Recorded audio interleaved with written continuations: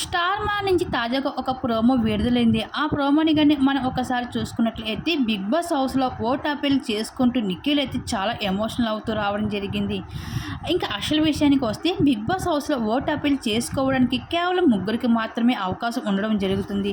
అయితే ఇప్పటికే ఇద్దరు కంటెస్టెంట్స్ కంప్లీట్ కావడంతో ఇంకా ఒకే ఒక అవకాశం ఉండడంతో ప్రతి ఒక్క కంటెస్టెంట్స్ ప్రాణం పెట్టి ఆడుతున్నారు.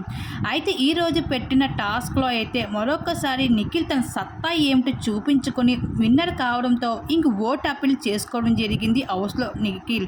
ఇంక ఓట్ అప్పీల్ ఆడియన్స్తో మాట్లాడుతూ నిఖిల్ చాలా ఎమోషనల్ అవుతూ రావడం జరిగింది.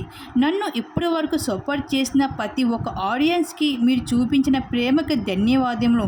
కేవలం విన్నర్ కావడానికి ఒక్క అడుగు దూరంలో మాత్రమే నేను ఉన్నాను. నా గేమ్ కానీ నా ఆట కానీ మీకు నచ్చితే, నా బిహేవియర్ కానీ మీకు నచ్చితే ఖచ్చితంగా నాకు ఓటు వేసి నన్ను సపోర్ట్ చేసి గెలిపించండి.